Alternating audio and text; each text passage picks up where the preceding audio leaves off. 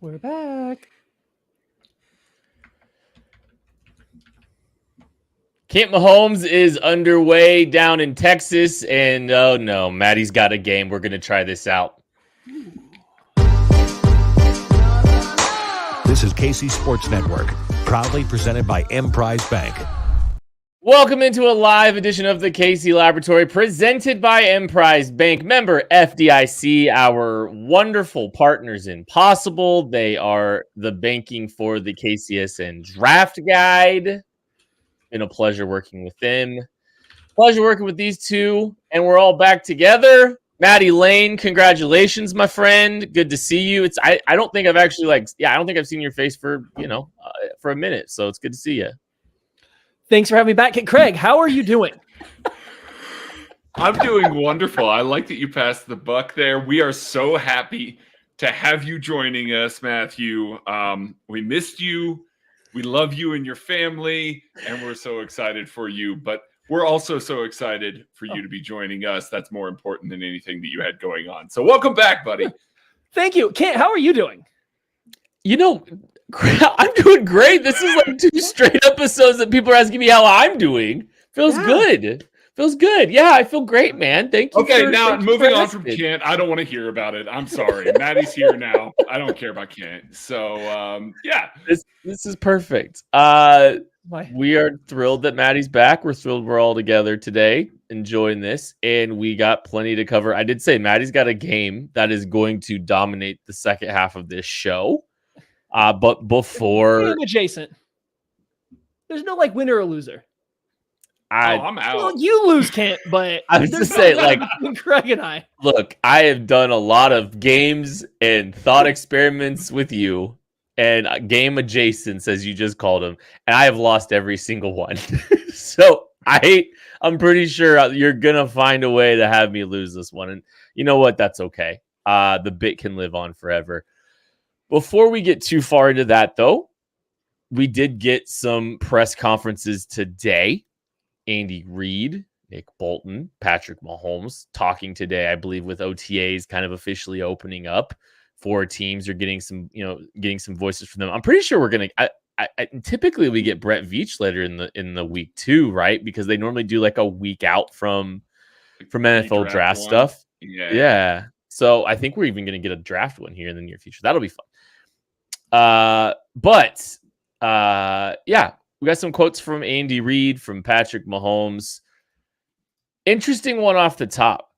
Kind of hearing Patrick Mahomes talking about something that surprised him with his new receiver, Hollywood Brown. And it's it's kind of funny, I don't know if we've ever thought about it like this way, but Patrick Mahomes said he's been pleasantly surprised by the route running of Hollywood Brown. That's fascinating to me. I think we've kind of all come to appreciate the past the route running of a Hollywood Brown. It's cool to see how much he's appreciating it. I know he does get called out as a speedster and all that stuff, but when you watch the tape, I think there is a lot to be said about his route running. And Patrick Mahomes is echoing that sentiment. Yeah. So yeah, I agree with that. I think also we got to keep in mind, look at the wide receiver room last year, right? I think you could put a lot of guys out there that would probably look really good running routes. You know what I mean? There's an improvement there no matter what. That said, I think Hollywood Brown has undergone, an unfair judgment on who he is as a football player because he was a round 1 pick that maybe hasn't lived up to the expectations. And it's easy to pinpoint that on the fact that he's small, he's fast. He must just be another small, fast wide receiver that can't handle the NFL, but all he can do is run deep. And Andy was even really quick to say, don't call him a deep threat. Now, when we first saw that, and I think Craig sent it to one of our DM groups too, they might still be looking for a vertical stretch guy. And we can talk about that too, and maybe they will. But re-listening to it, I think Andy was more just saying this guy's a real wide receiver. Once you hear all the context, I think Andy was more of just referencing Hollywood Brown as a full-on wide receiver rather than just a vertical threat by essentially saying he can play inside and outside. He's not just a deep threat, but he can do that too and play within the offense. Pat kind of said the same thing. He said he can do a lot of the stuff they do in the offense. And what really got me more than the route running, he specifically said the freedom that we give our receivers to run routes over the middle of the field, like one, okay, let's tighten the reins a little bit on some of these other jamokes. And two, yeah, I'm intrigued to see what Hollywood Brown can do with that extra space and the freedom that comes in. He's good versus zone. His entire career has been good versus zone coverage, especially working over the middle of the field, specifically on some of these deep overs, these deep crossers. So yeah, I think it's nice to even see Mahomes in a one-on-one just throwing and catching scenario recognize that skill set in the area where they can make that really work beyond just throwing 9-ball after 9-ball. Yeah, and I'm not trying to dunk on the other guys that are down there, but he's clearly the best route runner that's there. Like, unequivocally the best route runner that's there. And, anybody that maybe thought that he was just a vertical threat, that it was just going to be on that plane, hasn't really watched a whole lot of him play. He gets volume targets in every offense that he plays in. Like, it doesn't matter who the quarterback is. Again, they've had some very strong rushing attacks in the bottom third of every offense that he has played in passing attempts. And yet, for the past 4 seasons, he's had over 100 targets. He gets volume targets. Those aren't all go balls. It's not just like, oh, okay, him and Pat just going to be downfield all the time. No, he's got the full route tree. He's going to run the full route tree. He's going to be used in similar ways to what we saw Tyreek Hill use. Now, they're not the same player. They don't do the same thing with the ball after the catch. They don't do a lot of the similar things. I'm not trying to say that they're one for one, but some of the similar route tree elements are still going to be there. Andy's offense still has all this stuff built in, just because after Tyreek Hill left and they reduced everything down to like the intermediate and shallow areas of the field, partially because they didn't have some of the things that they trusted, those deep overs, those deep in breaking routes, deep out breaking routes, go balls. He's got all of those as well as the intermediate and shallow areas of the field as well. So yeah, this is just kind of further confirmation that Hollywood Brown's going to get over 100 targets in this offense, and it's going to happen. He's going to catch a lot of passes from Patrick Mahomes, and it's going to be at every level of the offense. It should just get everybody that little bit more excited. The Hollywood Brown signing happened, and then it kind of went quiet for a little while for the Chiefs, and everybody's kind of waiting and seeing. It would be nice if another wide receiver got added. Completely agree. We'll get to some of that later, but let's not underestimate what Hollywood Brown can actually do for this offense, because he's going to hit all 3 levels of the offense. We've clamored for this team to draft a wide receiver. We've spent a lot of time talking about wide receiver over the last calendar year. And I think all of us here on this show feel comfortable with this team taking receiver in the 2nd round and not necessarily the 1st round, because we feel comfortable with Hollywood Brown and what he is going to bring to this offense. So I think that, that there, and I think he's a really good player. I think this is an extremely underrated move, especially after watching, Devontae Smith sign for triple the APY that Hollywood Brown is signing for today. I think this move's great, and I'm really looking forward to seeing what he's capable of doing in this offense. And it's obvious that Patrick Mahomes is already starting to build some chemistry with him and appreciate what he brings to the table. Andy Reid spent a lot of time talking about stuff today, kind of talked about the tackle situation, which I found was interesting, and spent a little bit of time talking about Wanya Morris, because I think you can't talk about the Wanya Morris situation and not talk about tackle. And Andy Reid had this to say: I think he understands what it takes to be an every down guy at that spot, but says there will be competition at the left tackle position. Knows Wanya Morris has been working hard, but there will be competition at the left tackle position. I don't know if that's all that surprising for any of us to hear. The fact that they are saying straight up at the top, hey, there's going to be competition, though. I think we all anticipated either going to be Donovan Smith or an early pick, perhaps a 1st round pick. Sounds like that is the route that we are hearing. And when you listen to the whole thing, it wasn't even just like there's going to be competition. There's always going to be competition for starting roles for the offensive line for Andy Reid. He's always going to say that. Like, until you get to the point that you're Creed Humphrey, you're starting multiple years, you were locked in stone, there's always going to be competition. So it would make sense, even if Wanya Morris was a rookie last year that started every game, showed improvement, and was clearly going to be the starting left tackle, that Andy would still say it's going to be a competition. That would still very much be an Andy thing. However, if you go back and you look through or listen to all the comments, it wasn't glowing praise of Wanya Morris, right? It wasn't bad. It wasn't negative, but it was definitely like, he knows he needs to improve. He knows what it takes to be a full or an every down player. He needs to show some urgency in it. And then he said he thinks he will. So like, he wasn't throwing him under the bus at all, but he also, I don't think, was speaking incredibly glowingly of Wanya Morris's outlook of being a locked in starter. Now, that doesn't mean that something doesn't click. Morris doesn't come back to phase 2 or get to minicamp and they'd be like, oh, he's clearly the guy. It's just, I think right now, oh, thank you, Nick. I appreciate it. Oh gosh. Thank you guys. And so yeah, anywho, and so that's nice that, or not nice, but like, it's cool that they are willing to accept that this is going to be something that has to be done. Like, Wanya Morris does have to win this job. He's not going to get handed this job. Does that mean a draft pick? Does that mean a veteran? We're going to find out in the coming weeks. But I think if you listen deep into it, I don't think Andy Reid is ready to say Wanya Morris is our starter.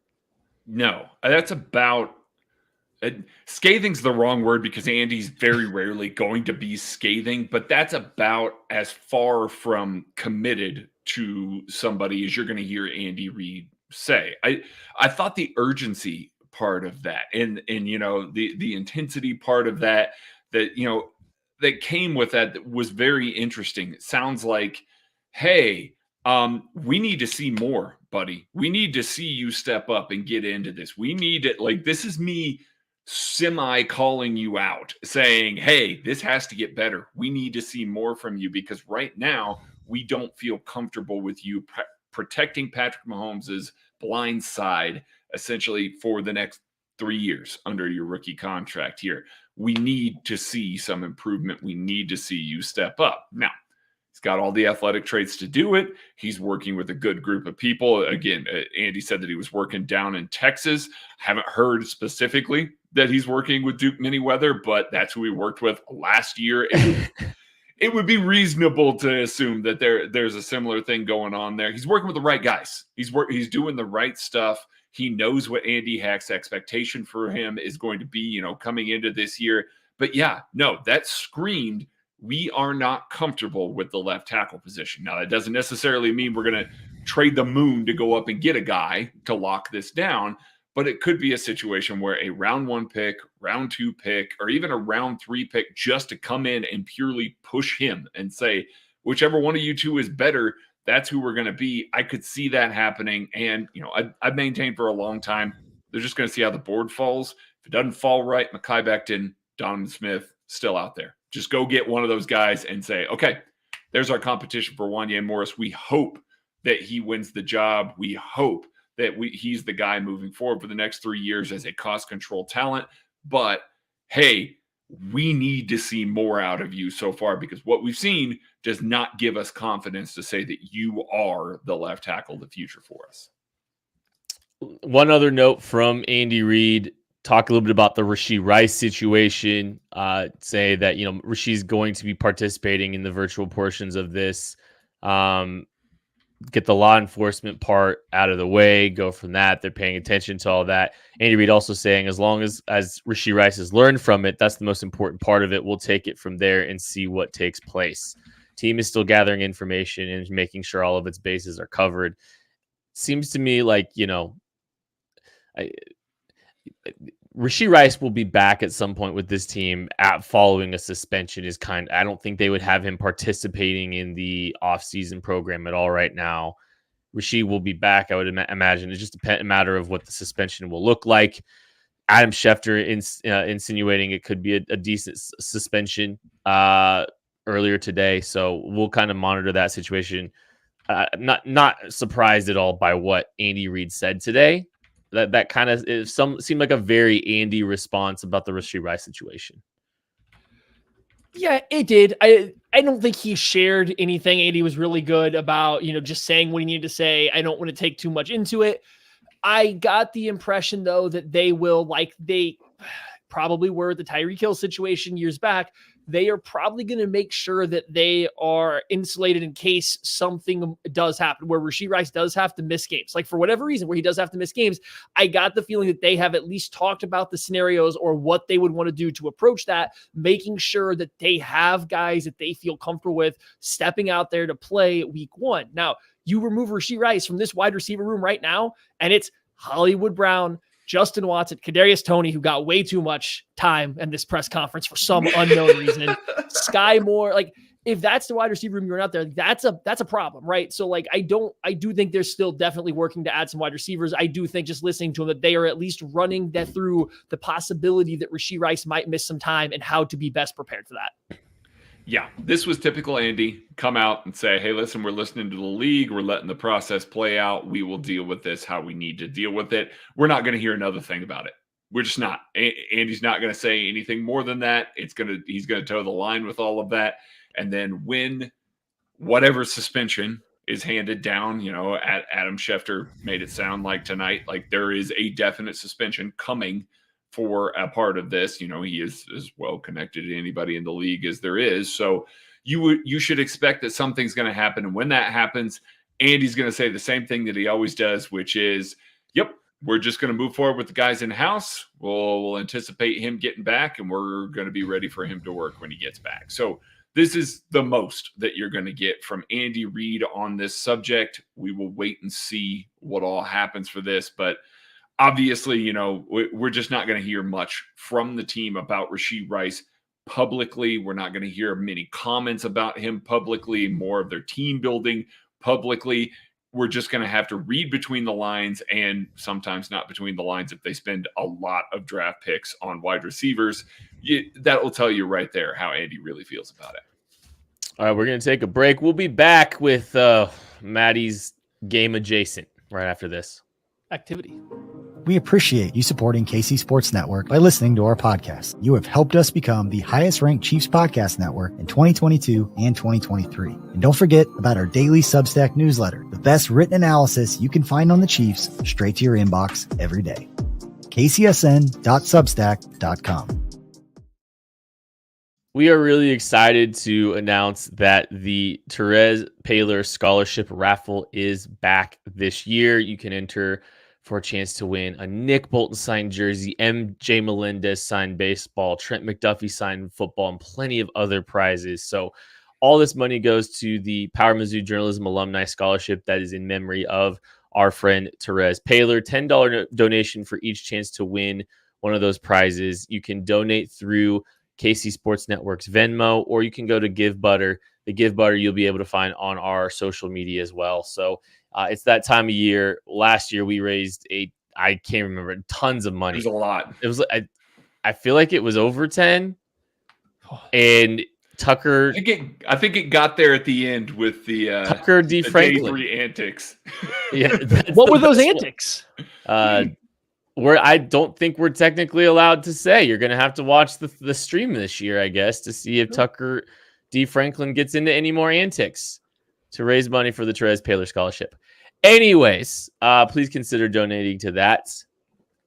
We would appreciate that. It's open. Also, hey, we got a lot going on at KC Sports Network. This is kind of one of our favorite times of year. So, we've got the Therese Paylor Scholarship. We'll be talking about that throughout the live draft stream. The live draft stream will be going on at Holiday Distillery this year. We're really excited about that. Thursday, Friday, Saturday. Also Sunday, come hang out with us. All three of us, a lot of other KCSN people, Tucker, BJ, a bunch of other, the locals will be in town at Holiday Distillery hanging out, celebrating the draft season being over. It's going to be a ton of fun.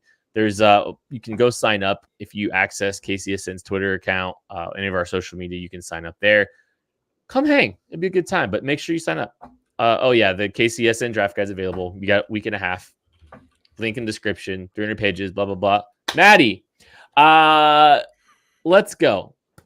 We don't know anything about this at all, and this is why it's so much fun for us. I even told Tucker earlier today, because we were talking, I said, you should get with Maddie to try to figure out what you need to title the show if you need to. So me and Craig just have no clue what we're doing. You called it called it a game adjacent, and then you made it sound like it's a worksheet. So I want to know what we're doing here. It's an activity. So first, no calculators, but you can have a scratch piece of paper and a number 2 pencil. What about a pen? Okay. This is wonder why you lose. Well, it's a KCSN branded pen. I literally have the same one. Yeah, me too. Anywho, all right. So it's just called this, that, or the other. I am about to present you guys with 3 options. And as we can see here on our little rundown here on the right-hand side, we are about to talk offensive tackles. So these are going to be 3 options for the rest of the offseason, mostly draft related, but the rest of the offseason here for the Chiefs. And you two, we'll start with Kent. We'll get to pick his favorite scenario and explain his argument for it. Then Craig will get to pick one of the remaining 2, and then I'll argue for the last one. We'll just kind of have a discussion about which one of these routes we want to go. I think it'll make a lot of sense when we get started. It's really not that complicated. So, Kent, would you rather – you really don't need a piece of paper. I don't know why you're writing. Would you rather the Chiefs trade up in the first round using their first-round pick, their third-round pick, and next year's third to draft Troy Fautanu, offensive tackle out of Washington, or stay at their pick at 32 and draft Kingsley Sumatea at pick 32 out of BYU, or get Kyron Amadaji out of Yale in round 3? Offensive tackle plan. Which one would you like and why? I'll tell you what, I watched more Troy Fautanu earlier this week, and I love him. I really do. I really like the player. I think I'd trade up for him. And the reason is simple. It doesn't seem like too much draft capital to surrender to be able to go up and get a player like that. And I've said a lot of times, I'm comfortable dipping into 2025 assets because the Chiefs do have additional assets available to them because of the L'Jarius Sneed trade. I would be comfortable going up and getting a player I believe is a very good football player, one that could fit in wonderfully, be one of the best 5 on this Chiefs offensive line next season, and give you a chance to kind of have some stability at one of the offensive line spots when, there's a chance there could be more instability, coming down the pike in 2025. I am all in on that trade up for Troy Fautanu. So give me that one. Okay. Greg, out of the remaining 2 options, are you going with Kingsley or are you going with our friend out of Yale? I would like to go with our friend out of Yale. I really would, but I'm not going to just because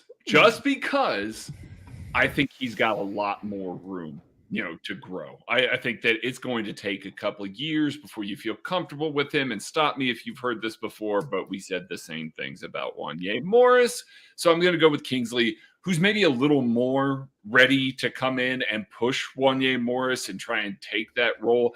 I wish that I could get him a little bit later because he does still have room to grow, but he's a really young player and he's got good grip strength. He's got good movement ability. All the stuff that you need to clean up with him is technique based. And so I'm looking at this and saying, okay, if Andy Heck is sitting here and he's talking to Kingsley, they obviously had him in on a top 30 visit. So Andy Heck has gotten to sit here and drill him about what he was taught, what he's kind of developed as.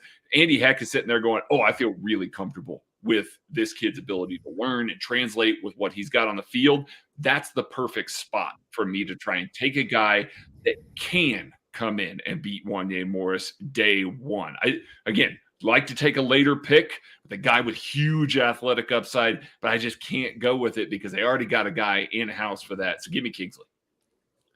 Okay. So my only pushback with Kingsley, is he not just as developmental as the guy we'd be taking in round 3? Like, I get it, he's better. I think he's a better athlete, so he's better, but neither guy's really ready to play this year. You're still taking a developmental guy. And people's opinions on them are going to differ, right? I'm not saying if you think he's ready to play this year, that's absolutely fine. Just I'm looking at him. We're talking about offensive tackle 8. Do you want to hear the last 5 offensive tackle 8s taken in the NFL? Yes, I do, Maddie. Yes, Max because Sharping, you've already put this in the chat. Yeah. Max Sharping, Lucas Nyang, Liam Eichenberg, Bernard Raymond. Hey, look, there's a winner.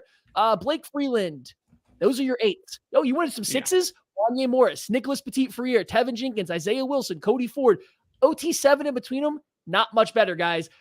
Offensive tackles taken out of the first 5 in the draft just become a lot more of a crapshoot because you are getting into developmental guys. You are getting into guys that need time to develop once you get past the top blue blood offensive tackles. So for my money, if I'm not making the trade up for somebody like Fautanu who can step in day one at left tackle and play, save my draft capital. I'm going to go ahead and take my developmental guy later where you take Wanye Morris. Yeah, sure. You just took one, but if I'm only getting a similar type of player in terms of he's going to need time to develop to hit his ceiling and be ready to play, I think I'd rather just bank on the draft capital, get my developmental guy a little bit later with somebody like Kyron Amagaji later on in the draft.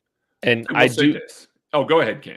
Well, I was just going to, my counterpoint is I like the quality of opponent that Kingsley has at least seen in his time at BYU, whereas you're betting on a lot of stuff. You watch the tape and it's like, wow, look at that guy. He's such a better athlete than everybody else on the field because he's playing at Yale. So I feel a little more comfortable about the translation from college to the pros with that guy versus, a guy from Yale who's probably still going to translate.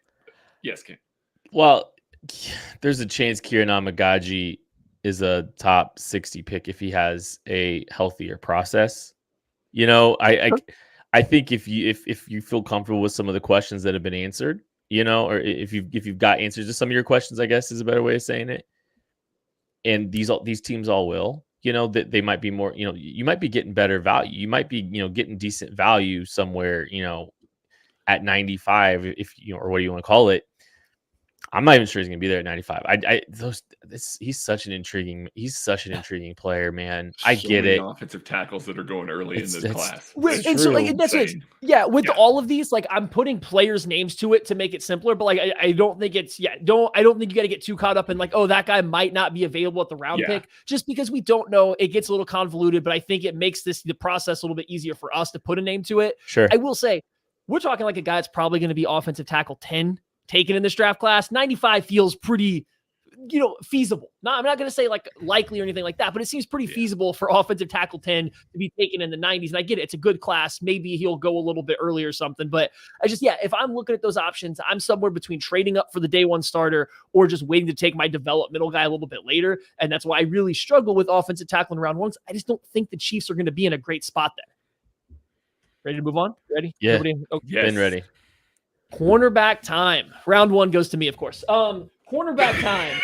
Craig, would you rather stay at pick 32 and draft Kool-Aid McKinstry out of Alabama or wait until round two, take Enos Rakestraw out of Missouri, or June 6th cut Xavier Howard, cornerback release from Miami? Now, hold on. You guys can tell me if he signed, because I initially had Tre'Davious White in here, and apparently he signed 6 days ago with somebody, and I just missed it. So if Howard has signed, you can yell at me now. I don't think he has, though. I haven't seen Xavier Howard come across. I don't think he has. Okay. So there's your three options. Kool-Aid McKinstry in round one, which takes a round one pick, obviously, or Rakestraw in round two, takes up your round two pick, or spend 0 draft capital on corner, but just sign Xavier Howard in free agency.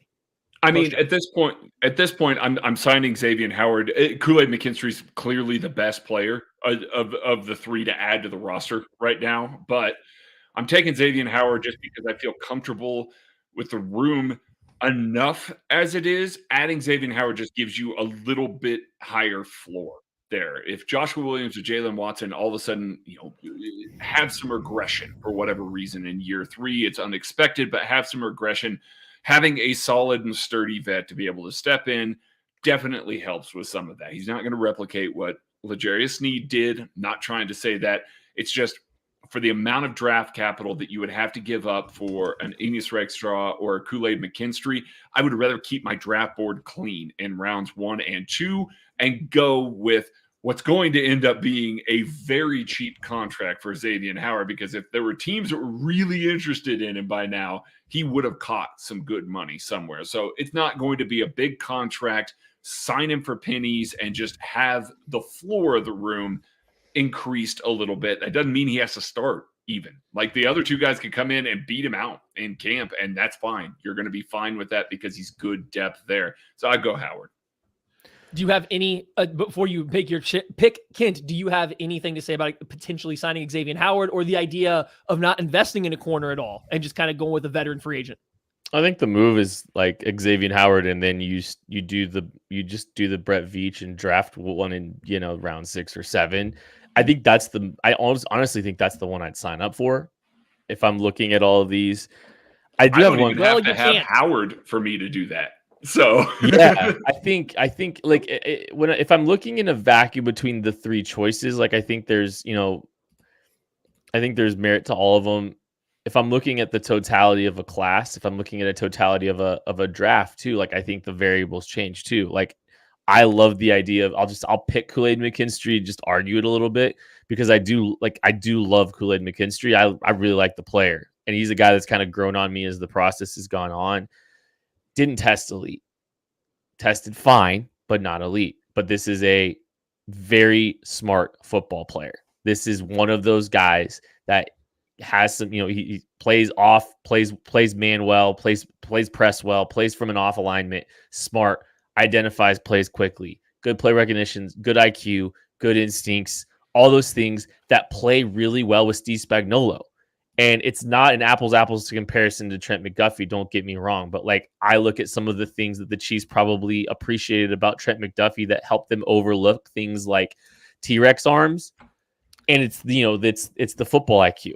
And I think this is a guy, if you want to talk about being able to do some of the things that Steve Spagnuolo wants to do, having a smart cornerback, another smart defensive back in that backfield is probably a significant asset. Now, is he high up on my list of players or positions that I want the Chiefs to attack in the first round? No. If I'm picking between the three, I do not hate the idea of a Kool-Aid McKinstry, especially since like Ennis Rickstraw, like I like Ennis Rickstraw. He might be a slot player only. Like he's a smaller 183-pound corner. Who knows? And I don't know. We'll see. Give me Kool-Aid McKinstry. So I've come around on the idea of picking Kool-Aid in round one, especially if the board doesn't fall great. I think there's a chance if you get wide receivers and tackles that run off the board that there's one of these top corners, the upper tier corners does fall, and Kool-Aid is one of the two that, along with Nate Wiggins, that might fall. And he makes a ton of sense. He's a very Steve Spagnuolo-esque cornerback. The length, the IQ, what he can do, he makes a lot of sense. Like I get it. However, for a round two pick, if I can get Ennis Rickstraw, a guy that is just one of the most physical corners in the class, I don't care about his weight. This man lives to come up and tackle guys in the flats. He plays physical at the line of scrimmage. He's not afraid. I mean, one, the speed isn't great, so he kind of has to play physical at the line of scrimmage. And can I say something really quick too? Sorry, because like this is the thing for both Kool-Aid and Ennis Rickstraw. Again, if you get Rickstraw, has really good value down there. This is one of those things where the Chiefs are just saying, I don't care about the athletic testing. I don't care about the athleticism and size necessarily. I'm just going to go ahead and we're going to just take the good football player. So like these are the kind of things that sometimes teams have to do when they're in the situation they are of. The Chiefs, please continue. Apologies. Yeah, no, I mean, yeah, I think Rakestraw's thin, but he's still 5'11". He's still got 32-inch arms. Like he's not short. He's long, and he's a long player, right? So like he fits kind of the height and the length, what that Steve Spagnuolo likes on the outside. And I compare him to a Jalen Watson. I compare him to a Joshua Williams. He's a better football player coming out of college, right? You put him into a developmental program that the Chiefs have seemed to be going on at the cornerback position. Who knows where he ends up? So yeah, you might lose a L'Jarius Sneed, who's a great player. And I'm not saying Rakestraw is going to be that, but you want to tell me that there's another boundary corner on this team that has a chance to get close to that level. It would be Rakestraw with his physicality, with how well he's always under balance. He can turn and quick and close down on routes underneath very easily. Great tackler. Like, I can see how his game translates to the way L'Jarius Sneed plays. And then that way you're not asking Joshua Williams or Watson to go out there and line up on wide receiver ones for an entire game, because I don't know if I feel super comfortable with that right now. So like, that's why I think there might be a little bit of a desire to add a corner in this draft or in frequency, because I don't know if you're ready for Watson or Williams to kind of do that. So I like the value of Rakestraw round 2. And yeah, he probably goes a little earlier than that. I did give him the best value here because I thought in this scenario, people would leave him for the end. So I wanted to present here's a guy that's falling. He's clearly a BPA type pick here. What do we think about that? It has been a very, very long time since the Chiefs have taken a tier 3 CBAT corner. Ooh, a very long time. And Rakestraw, who was it? Just barely. It's been a long, like I'm still scrolling up. It's been a while. Okay. Because Joshua Williams and Jalen Watson were both tier 2. Trent McDuffie was tier 2. Najee Johnson was tier 1. L'Jarius Sneed was tier 1. Jamari Connor was a tier 2. Like, they didn't draft him, but like Bashad Breeland and Rashad Fenton, Yeah. Those Fenton. guys were down pretty low. Yeah, Rashad Fenton was maybe even a tier 4. Like he was way down there in the dirt. But yeah, I'm looking at his mock draftable chart. Yeah, different regime. They have a no certain chart. threshold. Spoilers. Yeah, they have a different threshold. Rakestraw is just barely into tier 3. Like he was almost tier 2. A little bit better 40 time gets him there. But we'll see there. Just saying. Okay. Yeah. I'm going to give that round to Craig because I actually agree. I think the Xavier Howard move is the correct move on that one. He can step in and be a starter. You avoid the Watson Williams having to cover wide receiver ones if he gets overtaken. That's a good sign. So Craig steals that round, but it's okay, Kent. You're up first. You're up first for the big one, the wide receiver room. This is the moneymaker right here. Don't pick wrong. Yeah, probably. Would you rather trade your first round pick, your third round pick, and next year's second to go get Brian Thomas Jr.? That's a lot. I understand. We're giving up a lot, but we got to get up in the teens. This guy's coming off the board. If you want him, you're getting up in the teens. Or would you rather sit pat at 32 and take Ladd McConkey and sign Michael Gallup in free agency after the draft, unless he's been signed again while I have been not paying attention? So Brian trading up first, third, next year's second for Brian Thomas Jr., or Ladd McConkey plus Michael Gallup, or Javon Baker out of UCF in round 2, as well as Jalen McMillan, a wide receiver out of Washington, in round 3. Those are your 3 options. That is a phenomenal scenario. I'm riding with my. Thank you. You did good, buddy. I'm riding with Ladd McConkey at pick 32, and I'm signing Michael Gallup. I really like Brian Thomas Jr. If the Chiefs are going up, and I think in a vacuum, if you're asking me if I do it, I don't think I trade up for Brian Thomas Jr. I would just sit pat, take Ladd McConkey, sign Michael Gallup, and then have the assets for 2022 or 2024 and 2025 at my disposal.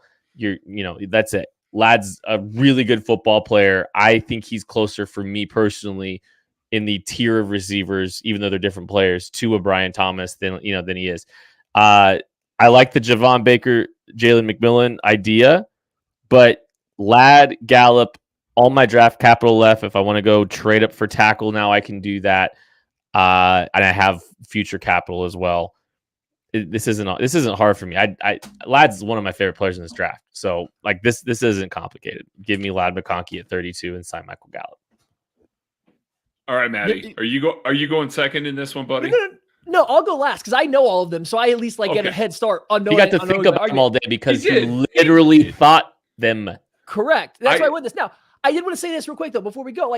What are your thoughts on how do you feel, Craig, if you got Rashee Rice with the unknown, beginning of the year? Let's just call it the unknown beginning of the year. Hollywood Brown, Ladd McConkey, Michael Gallup, and Justin Watson or whoever, however you want to run out that wide receiver. How are you kind of feeling about that room going forward? Not only this year, but for a while.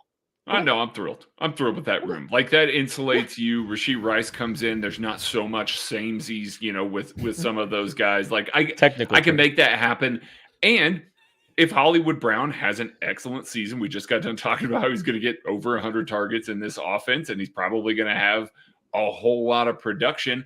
You don't have to pay him to keep the offense the same. Mm-hmm. You've got some guys that you have, and you can lean into that with giving McConkey a year to grow, and then Michael Gallup, who is a guy that plays too outside the numbers for Patrick Mahomes and my liking, but I can see the fit, and it kind of goes hand in hand with what Andy was saying a little bit today. I'm not saying that they're still looking for a burner, but he's got the ability to win outside the numbers on the vertical plane, going to force more too high coverages. You've heard me rant and rave about too high and all the time. So I feel good about that room. Definitely. Yeah. My only pushback was, and this hasn't stopped the Chiefs in the past, so why would it matter now? You still have not a single person on the team that can beat press coverage. Ladd McConkey's really bad at it, oddly, and Hollywood Brown, that's where he has struggled in the NFL. Rashee Rice doesn't have a lot of experience in the NFL at beating press, and that was kind of the issue that a lot of people saw with him coming out of SMU. So, and Michael Gallup, once upon a time, was okay at it. I think he's lost a lot of that athleticism after his injuries. So he's the guy that's going to be facing it a lot. And if you're going to I don't want to say waste, but have a guy that's just going to eat up getting press snaps. Michael Gallup's a perfect candidate for that, right? It's just, you will probably still struggle a little bit versus man-to-man coverage, especially teams that are willing to play press. But the Chiefs, that's never stopped the Chiefs. That's been the Chiefs every year since Tyreek Hill left. It's been the Chiefs every time Tyreek Hill's, being double teamed or whatever it may be. But it's just, that's the only noteworthy negative that I would have had coming out of that wide receiver room. Two things. One, what's stopping the Chiefs from just also signing another receiver after they trade up for Brian Thomas Jr.? Why? This is the scenario, Kent. They're signing Xavier Howard. Because they need the money at that point to overpay for an offensive tackle because you threw away half your draft. Yeah. Yeah, they're not going to have to overpay for Mekhi Becton. They may not even have to pay. All right, Greg, what's your choice? Sorry. Well, yeah, he had to. I thought you already made the choice. No. I did make a choice. Not yet. Oh, we were just talking about your choice. Pay attention. What's your choice? You wonder why you lose. My choice is Javon Baker and Jalen McMillan because I feel pretty good about this year with one or both of those guys in the mix. As a matter of fact, you draft both of those guys. Yes, you're spending a lot of capital on wide receiver, but I look at them as kind of one and the same for their rookie season. Now, they play completely different spots. Javon Baker's going to be able to eat up some X snaps. He's going to be able to beat press. I like his releases against press. I think he does a really good job of sliding off of things. Not necessarily a burner, not going to run away from anybody, but that's why you have Jalen McMillan, who can play as a larger slot. He can line up on the interior. He's got vertical ability out of the slot. We've seen Andy Reid use those guys well. It gives you a little bit of insulation for Hollywood Brown. Let's say Hollywood Brown gets injured. You've got a guy in Jalen McMillan that still has vertical ability, still has the ability to work out of the slot effectively. And with Hollywood Brown and Rashee Rice and Justin Watson as well, that is a group of guys that you can toss out there in a variety of different alignments. Rashee's going to be able to play all over the place like he is normally. Justin Watson's going to be able to play all over the place. Hollywood's got a couple of different places that he can play. Javon can come in and play the X. You've got, Jalen McMillan that can play out of the slot a little bit. I like the mix and match nature of that. And then to go along with what I just said about Hollywood, let's say he has a great season and he moves along. Now you've got 3 wide receivers that could be potentially your starting 3 wide receivers on rookie contracts. That frees up so much money next year for you to go out and try and get some other veterans. Or, you're paying a lot of guys. If you're going to pay Nick Bolton and Creed Humphrey, guess what? If you're not paying a wide receiver, it makes it a lot easier to pay guys like that. So I'm going with the rookies, knowing that I'm not getting their maximum value this year. You're kind of mixing and matching them this year, and you're hoping that Javon Baker's your X. Rashee Rice is kind of, a power guy that can go on the outside or in the slot, and you've got Jalen McMillan that can be in the slot or is kind of a Z-type receiver as well. I like that group of guys moving forward. Yeah, I think with that group of guys, adding a Baker and McMillan to Rashee Rice long-term gives you 3 guys that all fit well together and kind of attack all the different levels. You can do, theoretically, if everybody pans out or can play up to their highest skill level, you kind of got every basis covered. And then for this year, you obviously have Hollywood Brown, which buys you a little extra time. I do like that. Maybe you were missing that clear go-to guy. We don't know if Rashee Rice is going to develop into that guy. We don't know if Baker or McMillan will be that guy. So you are kind of missing that Ladd McConkey, the Brian Thomas level player that can be that top-end guy, but you have all your bases covered. Did you have any quick thoughts on that wide receiver group, Kent? No, I do want to say real quick though. Well, no, I'll let you finish. I'll let you cook for a second. I have one more overarching thought for all of this, honestly, but yeah, talk about Brian Thomas. I know that's where you're going. Yeah, well, I have to. That's the game. Of course. It's a game now. See, you heard it, right? You heard that. Go up and get your guy. Go get the wide receiver 1 in this class. Kids telling us weeks now, the Chiefs have all this extra capital. That's what they can use to go get up. Guess what? That next year second that you're having to trade away, that might be like a 4-pick difference from that Titans pick you picked up for L'Jarius Sneed. You might have really just traded L'Jarius Sneed and then, obviously the extra picks this year to go get Brian Thomas, a wide receiver 1, a guy that can go out and play X or can play Z, can be that vertical threat that has almost a ceiling that honestly is very close to matching a Malik Neighbors, to matching a Roma Dunze. He's got the same type of athleticism and ceiling. So he's a guy, if you are going to make a big trade up to around pick 20, maybe 19 to get a wide receiver, he's a guy that obviously makes a ton of sense. I think he's a very clear, big level ahead of Alad McConkey because there's a wide receiver 1 profile in there. He can do all the stuff that wide receiver 1s do. I think he's a little bit more versatile again if he develops the right way. So I think he's worth the risk. Going up and getting a guy like Brian Thomas, I do believe is worth the risk to go up and snag him. Yes, it's a lot of draft capital. Thankfully, you picked up that extra Titans pick next year, and he's just a guy that I do think changes the dynamic of your offense. Defenses have to adjust for Brian Thomas in a way they don't have to adjust for Javon Baker, or they don't have to adjust for Alad McConkey. He changes the numbers, and that's even bigger when Travis Kelce does eventually retire in the future. You need someone that changes what defensive game plans are going to be. He's the only option I think that gives you that. I do feel strongly that the Chiefs are going to, I've been telling people, I do feel like the Chiefs are going to do something aggressive. It feels like with the extra capital, they are going to go move up and they're not going to sit on their hands. If they're going to try, at least they're going to try not to sit on their hands. Right. I think they're going to try to move up and be aggressive and go get somebody. What I was going to say though, as we've kind of fleshed out all 3 of these options, I'm good with all of them. I like all 3 of them. You tell me whatever one you pick, if you say the Chiefs did this in a week and a half, you told me this was what they did. All right, let's go. I like it. I like what you did. So I'll just say that I think there's 3 really fun options that they all kind of necessitate, shifting and moving of assets around him. But no, I think all these are great.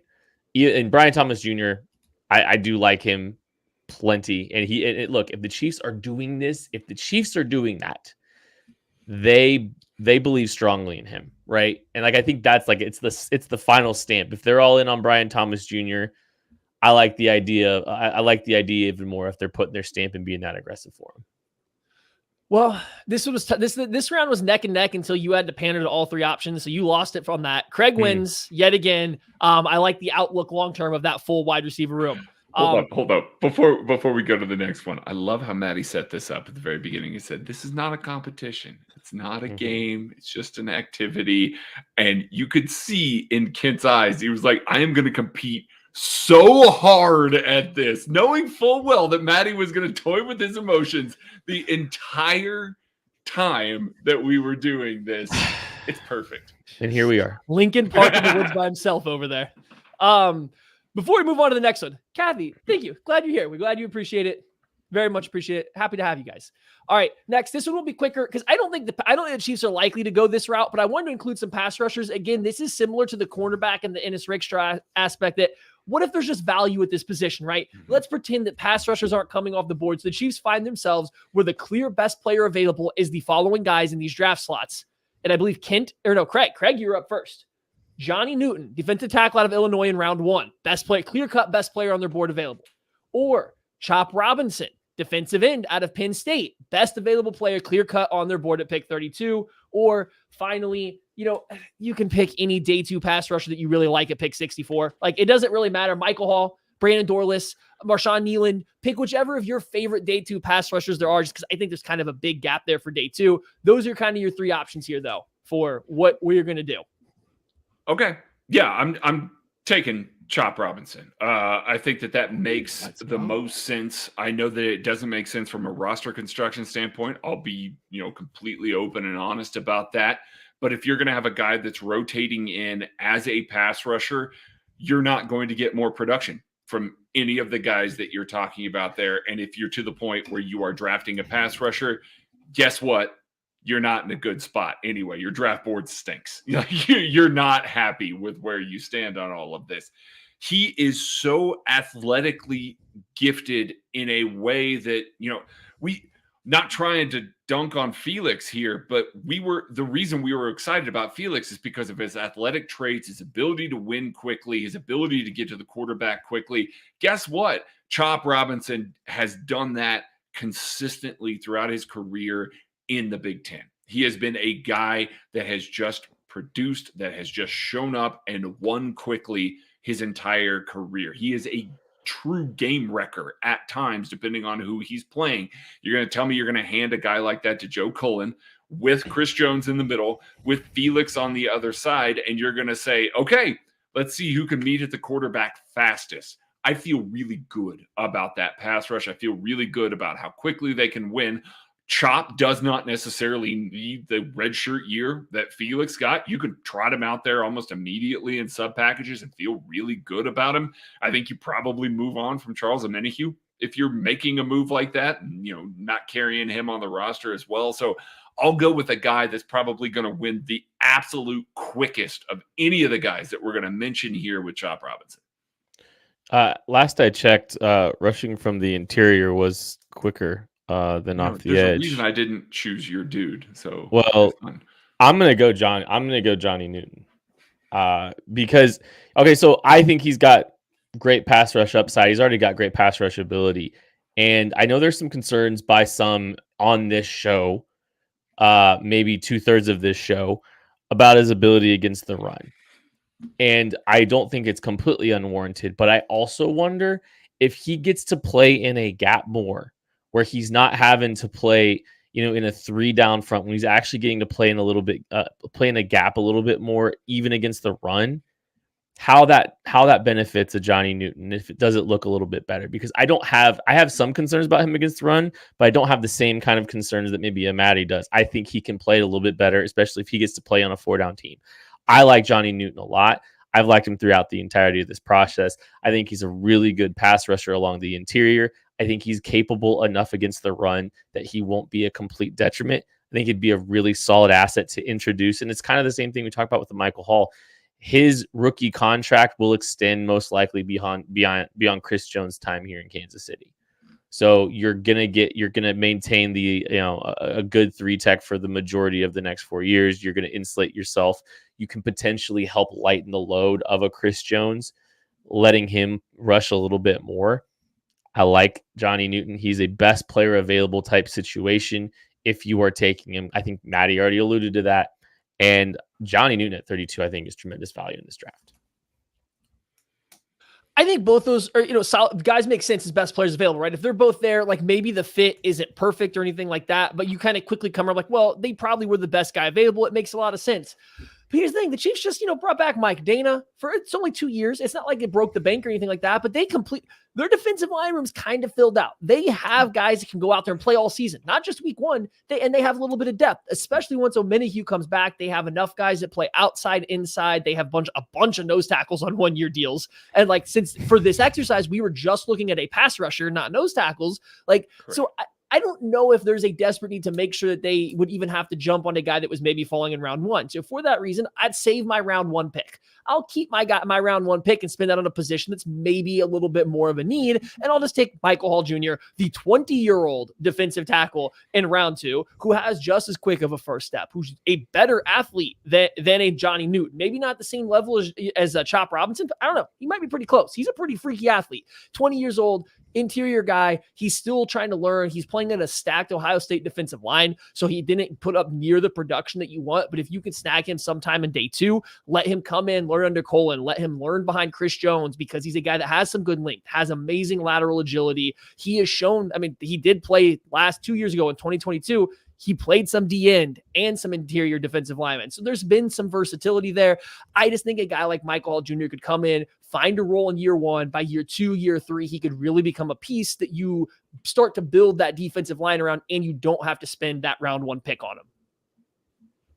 I don't hate it. I don't want to spend that early pick on. Listen, Chop Robinson, best player on our board and the KCSN draft guide and all of that. So I'm just choosing the one guy at that point. I'm with you, Maddy. I don't want to choose a pass rusher. Craig said it. I win that round. Okay, moving on to the final round, tight ends, because Craig shows me is the winner. All right, 2-2 for Maddy and Craig. This last round is worth 2 points. Kent, you get to choose first, so this is your lucky day. You can tie this up all together. How? Would you rather take by winning? It's worth 2 points.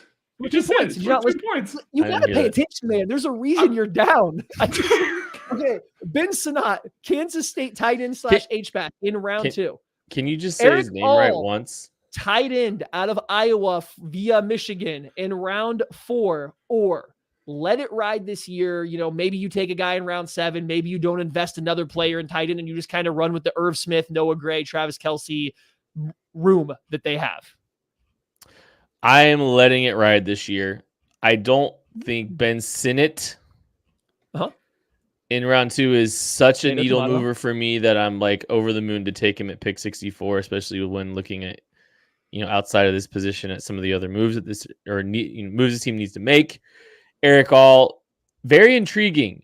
Eric All is in round 4. Like I like that. I like that potential idea for a swing. He's a little bit of a buy low potentially, and that's what you're hoping if you're grabbing him in round 4. You're hoping it's a little bit of a buy low coming off an injury. He's definitely shown some stuff. Intriguing after the catch, surprisingly. So I get like the idea of him, but neither of those guys are real needle movers for me. I don't know. I don't know. I mean, obviously they'll have a plan with Sinnott. If they're going to take him at 64, they're going to have a plan with them, and it'll be a good one. But I still like the idea of just kind of punting on this year at the tight end spot if those are the 2 other options that I really have at my disposal. I'm going to go with Sinnott. He's a good blocker, and I think that's what you need. You need another guy that you trust to go out there and handle the dirty work as a blocker. Noah Gray has performed much better as a blocker than I think any of us would have said that we thought he was going to be coming out of college. Ben is a better blocker than Noah Gray was coming out of college, is going to be a lot crisper, and he is still a factor in the passing game.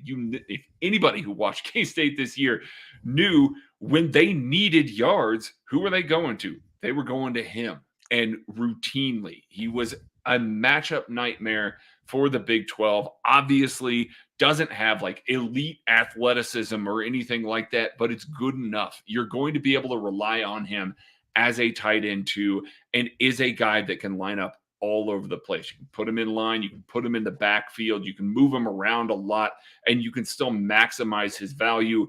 And it gives you another tight end that you have under contract beyond this year. 2025 has Travis Kelce as your tight end room. That's it. You need another guy. I don't like this class as well as I've liked other classes before this. Sinnott is a guy that makes sense at the value that we're talking about there, and improves your offense, allows you to kind of have some flexibility with Travis Kelce this year. And then if Kelce sticks around another year, you've got a good tandem that you can start with and add another veteran as your third tight end moving into 2025 and beyond. Travis Kelce hangs it up. You have a guy that can contribute to the offense more than one way. Never going to be Travis Kelce, but he can contribute in more than one way and is going to be a realistic NFL tight end that can work. I think of obviously the 2 guys mentioned here, Sinnott is the guy that is the most proven because he's healthy right now. He can go out there and do a lot of different stuff. I just really struggle to say where he's going to play down in and down out and be a plus player, be a starting level player. And I think that's fine if we're talking like a round 4 pick. If we're talking round 2, though, like I think you got to have a realistic spot that I can just know that I'm going to put you in. I don't know if I can put a guy that has 20th percentile arm length, 20th percentile wingspan and width. And the guy that I think is a good blocker, but I think he kind of has to be on the move. So I don't know. I have some reservations about this tight end class in general, but especially if you're looking at somebody like a Theo Johnson or a Sinnott there in round 2, that's just not the move for me. So I'm going to go with Eric All in round 4. I watch him move. He's a guy, he's clearly an athletic tight end. Like when he's healthy and out there, whether it was for Michigan or for Iowa, Eric All moves like an NFL tight end that works out, that pans out in the NFL. If he was able to work out at the combine, I think his testing would have hit the thresholds that say, hey, you have a chance. Doesn't mean you will be, but you have a chance to be a good NFL tight end. Almost all of them test like elite athletes, right? That's kind of the one athletic testing that has great carryover for position is tight ends athletic testing. So I think he would get that. I think round 4, you're looking at not only like a best player available type of pick, but a guy that has the upside. And hey, the Chiefs are okay with taking a tight end coming off some injury histories or some college issues and stuff like that. We've seen that before. So I think All gives you the same kind of upside in terms of athleticism. There's more questions, but it's the same kind of upside without having to invest a pick into a guy guy that probably shares a lot of crossover with Noah Gray. So I think I clearly made the best argument of this group real quick, but nobody earns points this round because this tight end draft class is just buns. So Craig and I tie with the lead with 2 points. Can't get shut out with 0. He doesn't record a single point in this game. So it's co-winners. I'm going to write this down on my notebook. Please that hold. You had me pull out real quick. You just got done saying that this tight end class is buns. I picked the choice that said this tight end class is buns, and I received 0 points for it. Correct. Okay. You didn't add anybody going forward. What are they going to do? They got to field a team. Blake Bell is still there. I will say, if you had said Sinnott at 95, I think I would have thought about it. Sure. I think that would have been I think I probably would have argued Sinnott at 95. You agree with Sinnott. So is that 2 votes for Sinnott? Maddie, my friend. I'm sorry, man. This is tricky. We might have to go back to the well on that. Yeah. That's going to do it for this episode of the KC Laboratory. Thank you all so much for listening. We love you. We appreciate you. We'll catch you later. Kent lost the game. Hate the rules, man.